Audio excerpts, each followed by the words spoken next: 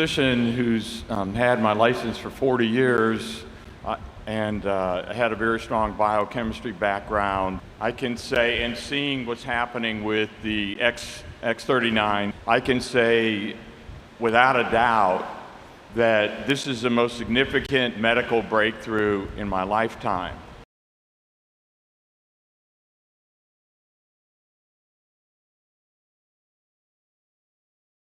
The average American breath rate is 15 to 20 breaths a minute. It's about 17 breaths a minute. That is freaking fast. And we have only been breathing that way in the last 20 to 30 years. The average American breath rate in 1939 was 4.9 breaths a minute. Our grandparents breathed 70 to 80% slower than we breathe today. Why is nobody talking about that? The quickest way to change your neurological state is through your breath. Fact. The quickest way to change your neurological state is through your breath. Why? The brain has the lungs on speed dial. Think about it. If your lungs stop working or there is an obstruction in the airway, the brain needs to know about it quicker than any other part of the body. So over millions of years of evolution, the brain has prioritized signals from the lungs above all other. If you were to do this, and don't do this, Vishen or anyone else of the couple of hundred people who are tuning in, if I were to ask you to do this for 5 minutes, you would eventually go into a panic. You would actually have a panic attack. You wouldn't be able to stop it because eventually the brain would go, I'm receiving so many panic messages of respiration from the lungs, I should move into panic mode. However, if you did the opposite, and this would be a good thing to do for the next 5 minutes, if you went,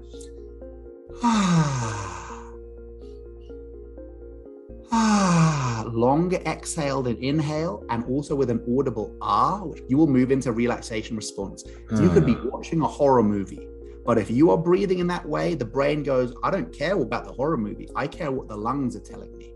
So the quickest way to change your neurological state is through the breathing. It turns out, and Vishen, you're going to love this if you haven't heard this before. It turns out there is an optimal human breath rate. When I first read this, I was like, oh, we're so different people. Come on, there's not an optimal human breath rate. For 90% of the world's population, there is an optimal human breath rate. It is exactly 5.1 breaths a minute, but let's call it 5 breaths a minute. When you breathe at 5 breaths a minute for at least 3 to 4 minutes, that's when it starts to click in. And you can see this on a graph. The electrical rhythms of the brain, the heart, and the lungs become synchronized. So you see it on the graph, they're all over the place. You start breathing at 5 breaths a minute, which is slow. I'm talking breathing in, 2, 3, 4. Breathing out, 2, 3, 4. Way slower than usual. But if you breathe like that, about 3 or 4 minutes, the electrical rhythms of the heart, brain, and lungs become synchronized. Your heart rate variability becomes in perfect form. And to quote Dr. Richard Brown from Columbia, assistant professor of psychiatry, everything that can be measured in the lab becomes optimized after 5 to 10 minutes of breathing at 5 breaths a minute. And the race of breathing at 5 breaths a minute is colloquially known as coherent breathing. Coherent breathing. Now, people might be saying, what about that other 10%? I said 90% of the world's population, the optimal breath rate is 5 breaths a minute.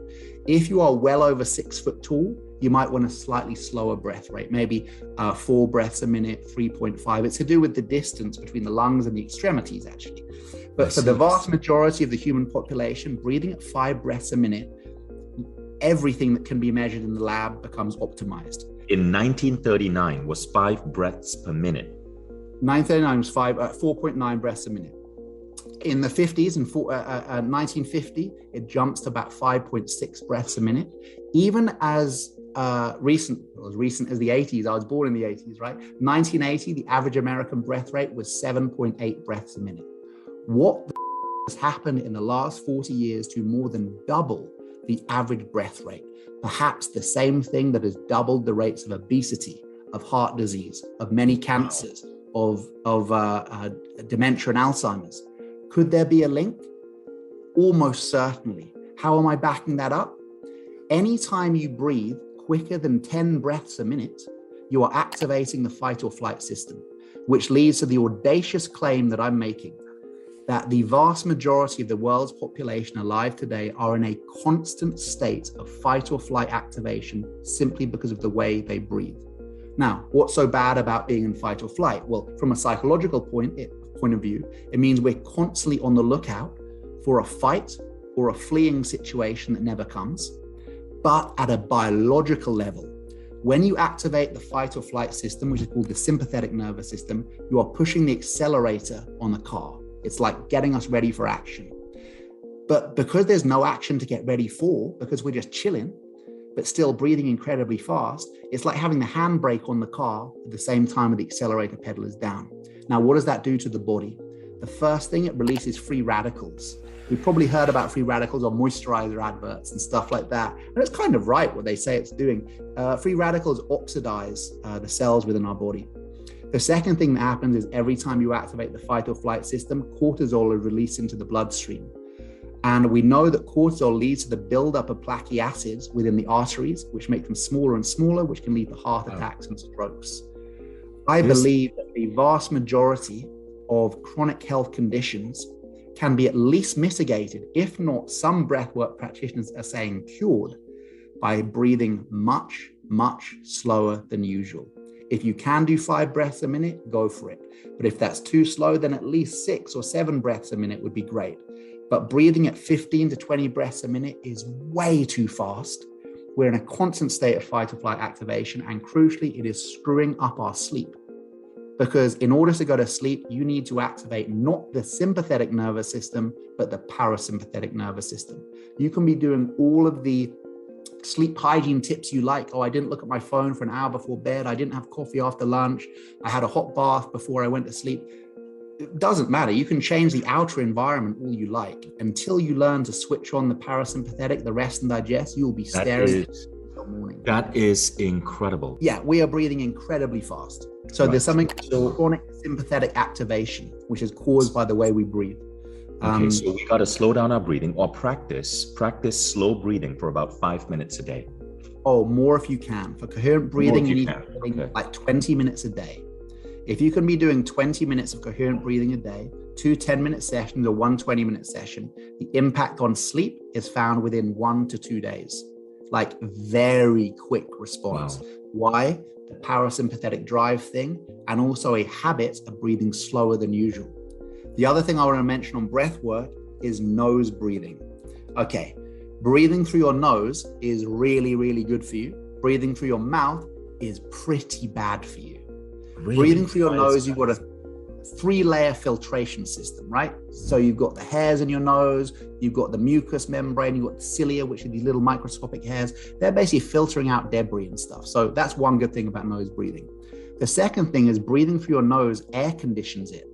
The nose will either heat up or cool down the air as it enters into the lungs, making it more palatable and allowing more air to come in. So although it feels like, you're doing exercise, right? You want to breathe through your mouth. Although breathing through your mouth brings in more air, it doesn't bring in more oxygen. This is a very interesting point. When you breathe through your nose, nitric oxide is released into the bloodstream, not nitrous oxide. That's the kind of stuff, that's laughing gas. That's what you might have alongside your if you're at a party. But nitric oxide expands the blood vessels. So breathing through your nose brings in more oxygen than breathing through your mouth.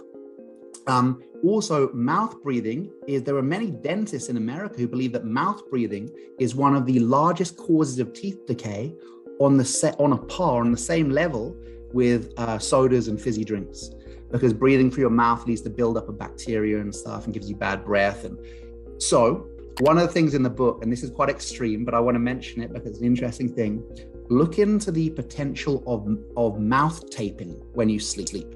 Now, I'm not talking about a tiny strip of surgical tape down the midline of your lips, just like that. Very easy to break. You open your mouth and it'll break, to encourage nasal breathing for at least a third of your life that you're asleep. I've found that when I mouth tape, I need between half an hour to 40 minutes less sleep than I usually do. So I'll wake up about 30 minutes to 40 minutes before my alarm clock. Why? Because the quality of sleep you get when you breathe through your nose is far better, because you have an oxygenated bloodstream, you're getting in a correct amount of air, you're breathing slower, because of course you can't make these sharp, shallow breaths when you breathe through your nose. It takes slightly more effort to breathe through. So breathing through your nose is really good for you, and breathing much slower than usual is really good for you.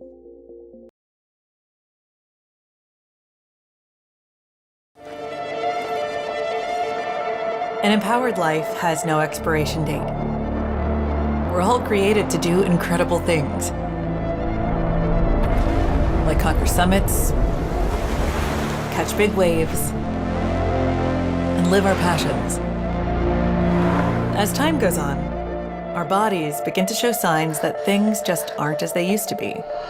Our energy levels decline, sleep patterns shift, and recovery slows.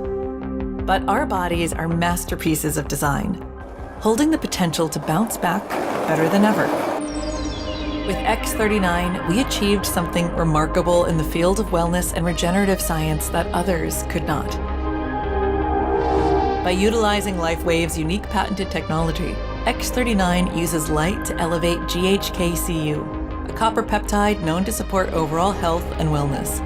Unlike traditional light therapy, which requires external light sources, X39 uses the body's own infrared light to naturally increase vitality, enhancing the body's flow of natural energy for improvements in strength, stamina, performance, and overall health and well-being, with the simplicity of an affordable, non-invasive, non-transdermal patch. As we age, levels of these life-enhancing elements, which are associated with wellness and longevity, begin to decline. LifeWave invested 10 years into stem cell research, which resulted in over 70 patents. X39 was born to bring to the public a product that can support wellness in an entirely new way, supporting the production of younger, healthier cells with wearable light technology. Becoming a powerhouse is easier than you think. Harness your body's natural potential to maintain youthful energy and vitality, because life comes at you fast, but it doesn't have to pass you by. Live long, live well, live young. Be the light with LifeWave X39. LifeWave.